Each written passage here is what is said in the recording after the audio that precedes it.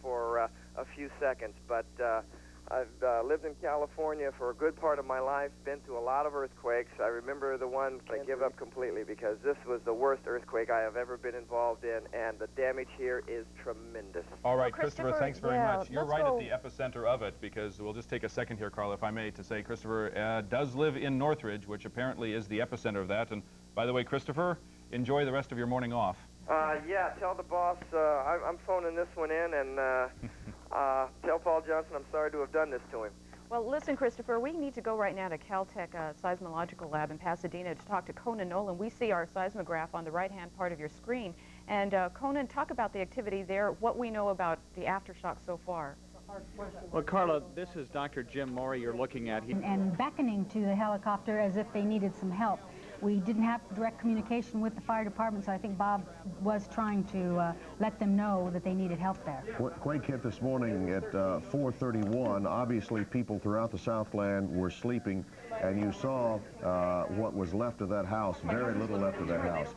Now we're looking again back at Northridge. Back at Northridge, where there's a huge water main break, has not let up one bit, nor has the fire off to the left of your picture there subsided at all. It's been going for we assume it's been going since right after the earthquake this morning. Mike, in terms of power damage, we just about 15 minutes ago got power back here in our newsroom, but I'm now being told that because of the way that the power grid is set up throughout the western states, that power outages apparently have been reported as far north as Portland and Seattle as well from this massive earthquake that has occurred here. Again, centered in the San Fernando Valley, and a thrust fault, about a 12-square-mile area that was directly hit. Of course, the shaker knocked things off shelves all over, although it seems like the valley was the hardest hit. We did have some problems on the Santa Monica Freeway. Earlier, we saw an incredible shot of a freeway bridge overpass collapse. That was Washington and Fairfax area. The Santa Monica Freeway is closed. You could see just, it brought back memories of that terrible collapse. Of course, not as bad, of course, but the collapse of the bridge in San Francisco. The integrity of the freeway overpasses is being checked. Right now, again, the Santa Monica Freeway is closed. And one car up here was damaged in the collapse of that overpass. We saw the front of the car just smashed into a concrete wall. We're looking right now live from our Helicopter 2, Bob Turr in the helicopters, giving us pictures of a collapsed house on the Sherman Oaks hillside. We believe it is somewhere near Witzel and Sherman, what was that? Sherman Way, Sherman I think. Place. Sherman Place. Yes. That's correct. And there were people standing outside beckoning to the helicopter looking for help. However, on either side, things, well, you do see cracks. Well, no, you see cracks in that all along there. I can imagine that on hillsides throughout the San Fernando Valley and the west side, there has been considerable damage. I know just driving to work this morning, a number of rocks had fallen down onto Sunset toward the right near the 405. I saw a number of rocks down on it. So you can imagine up in the hills there, these expensive homes, some of them with swimming pools cantilevered out over the hillside. The damage, we think, has been quite heavy. And you know, you saw the cracks on that one house that hadn't fallen, but definite structural damage. And we are told by Lucy Jones up at Caltech that we're liable to feel aftershocks for the next couple of weeks. So the integrity of those homes that were initially damaged could be made even worse. This is a huge earthquake, 6.6 on the Richter scale, especially hitting so close to this populated an area. Let's go right now back to Dave Barker, who a little while ago was on the 10 where there had been some buckling. Dave, you still there? Yeah, we're here, Mike. Now that the sun is up, you can see the magnitude of the, really, no way to describe it, but a disaster here. The Santa Monica Freeway has been severed. Let's go ahead and take a look at the damage here. This is the Fairfax and Washington Bridge, and as you can see, it has just come up about 3 or 4 feet. The bridge has come up from the freeway here, buckled in the center there. It is just really almost indescribable here. And you can see it going all the way across all lanes of the Santa Monica Freeway here at Fairfax and Washington. You can see the major concrete damage here, and there have been many victims here. We've talked to a couple of the drivers, miraculously escaped this problem here. This car here, you can see here, Ramon, go ahead and pan to the red car here. This guy told me he was coming down the freeway and just simply careened off of this 4-foot drop. But luckily, there were 2 people inside the car. They made it fine. However, we're not sure about this driver here to our right in this silver truck here. There's quite a bit of blood inside of this car and broken glass. And as you can see, he just hit this thing as soon as this freeway bridge came up. He was just very bad timing and hit this thing head on. Lost your home? And one of the witnesses did see him, and his head hit the windshield here, and he just took off. We don't know where he is right now. You know, it's amazing, Dave, when you think about this. This hit at 4:31 this morning. Freeways are almost empty at that point. Just an hour or so later, it could have been a terrible, terrible disaster. Without doubt, this is, what do they say, one of the busiest freeways in America. And in the nation, yeah. In America. And not only is this going to, could this have been a terrible tragedy had this been full, but this is going to be just a nightmare for the next few months. Mm-hmm. That is an incredible scene there. Imagine trying to get around for the next, at least the next few months until that is fully repaired. And they're going to have to check the integrity of the other overpasses that maybe haven't buckled yet. I say next few months. It could be the next few years before we have all of this damage done. Actually, we came up through La Cienega, which is the next bridge down that way, and all of the support beams underneath the bridge there in La Cienega were affected, were crumbling. So yeah, this is a lot more than just one bridge. But again, from our vantage point, we can't tell the magnitude, but it's at least 2 highway bridges. You start adding up all of the economic damage to the Southland, and our economy is not the greatest right now at the moment anyway. And then you think about the physical damage now and the disruption to business and commerce that loss of this infrastructure is going to cost us. And we have no way of knowing what it's going to be, the figure, but it's going to be staggering. And of course, the personal stories of personal loss and injuries is just overwhelming. People don't know where they're going to be staying, and shelters certainly will be set up. Structural damage in homes. In fact, Bree Walker has just joined us right now on the set coming in from her home. We don't know if there are people trapped underneath or not. We do know right now from these pictures that the La Cienega Boulevard overpass at the Santa Monica Freeway has collapsed, and right now we have CHP officers, it appears, checking out some of the damage and taking a look to see if there's any rescue operations that are needed. And we're going to point out just very briefly that while you're looking at the Santa Monica Freeway, it is not the only freeway that apparently has sustained some fairly significant damage in this morning's earthquake. And as we continue with these live pictures, we'll try to talk with the officers right now. We're standing here now with Officer, your name? Rhett Price, Public Affairs, Central LA, CHP. Can you give us an idea of what is happening as far as the Santa Monica Freeway? Obviously, it's closed. Right now, the Santa Monica Freeway is closed in both directions, east and westbound. It's going to be eastbound from the 405 freeway to La Brea and westbound from La Brea to the 405 freeway. And Lacey Loeb, who manages one of these storage places here, is telling us that there are 2 people who may be in this building down below. Has anybody been checking? Or? Have no idea on that. That's the first information we have, but we will have somebody down there responding, emergency crews, to check on that. Now, right over here, if we can avoid falling through the crack, we've got these cars. What is the situation with the cars on the freeway? They were obviously headed eastbound on the Santa Monica Freeway about La Cienega. What we had was 2 collisions, none of which resulted in any injuries to the drivers or passengers of the vehicle, so they are non-injury collisions. They are obviously right here because of the emergency extraction of the vehicles from the freeway. Can't happen until we can get this situation stabilized. And what happened to the people? You said no injuries, no but injuries. Where are they? The people are fine. They are off the freeway at this time. Do you know where they were taken? I have no idea where they were taken. They would not have been transported since they were not injured, but they would have been back at our command post, which would be at La Brea Avenue. Laurel, if you can stand by for just a moment. The time right now is 7 o'clock, and we do need to update our viewers right now.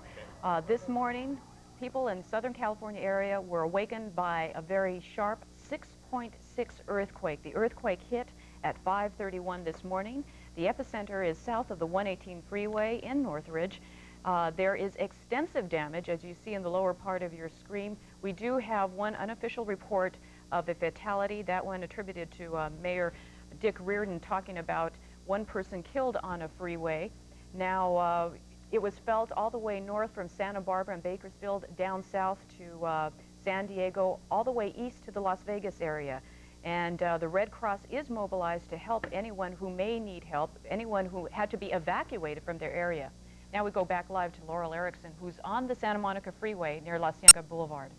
All right, well, Lou is now bringing us closer to the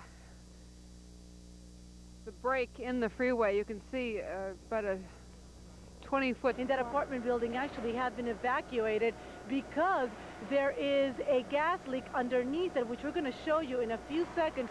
You're going to see that what's happening at Fulton. As a matter of fact, why don't we go back live here? Let me show you the pictures of the fire. In the meantime, we're in the truck, and forgive us, we are live. Let's forward to the people in the street. What is happening is near here, in streets like Fulton and Hazeltine, they're beginning to find gas leaks on the middle of the street. And what they're doing is they are getting people off the streets, and you're looking at those images. Those are just from 15 minutes ago. They're getting everybody out of their homes, and they're asking people to go to the middle of the street. Why are you standing in the middle of the street? Because some police officers came by and said that there was a gas leak under the sidewalk, and that we should go into the middle, and they're going to send somebody to pick us up or something. So you're standing in the middle of the street. Yes, so we're standing in the middle, and cars are going by on both sides of us, and yeah. Look like you're doing pretty well. Okay, let's go back live over here again, back to Ventura. You are getting an idea of what people are going through. If you see people standing in the middle of the street, again, we're talking in the area of... Now opening emergency shelters. Los Angeles International is still closed. Flights are being diverted. Pacific Bell is blocking calls into Southern California to keep the telephone network open to people in the area who need it for emergency reasons. And everyone is being urged to stay home and stay off the roads. Thankfully, it is Martin Luther King holiday, and a lot of people were not planning to go to work in any case. That's the very latest from the update desk. Back to you in the studio. All right, thank you, Jane. We're looking again at this live picture in Sylmar, and we are seeing the swath of homes that have been burned out by the fire that has spread rather quickly through this evidently, rather clearly, mobile home park. Also getting a report, David, we mentioned a moment ago at least one person has been killed, and apparently there have been a great number of injuries. Word from Cedars-Sinai Hospital, quote, there is a tidal wave of walking wounded in the hospital. That's coming from Cedars-Sinai. There have been a number of injuries this morning. Frank Buckley is standing by live somewhere. I don't know where. Skyline? It's Frank Buckley. We are showing you a picture right now of this mobile home park. It appears in Sylmar, as you've mentioned, is on fire. If you see that there are dozens of homes, I don't know exactly how many, because several of them have been burned to the ground. Several dozen homes burned to the ground and still an active front fire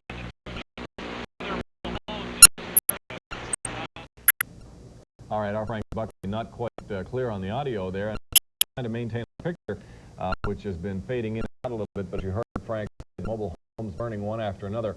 Again, this is in Sylmar. What we have not seen a lot of residents on the street, and we have seen a few fire units. Initially, not many. Now we have a couple of them in place, but it appears that they have too much work to do and too many fronts for that for them to get a hold of that fire, because it's burning on a variety of mobile homes and burning over a wide portion of that part of Sylmar.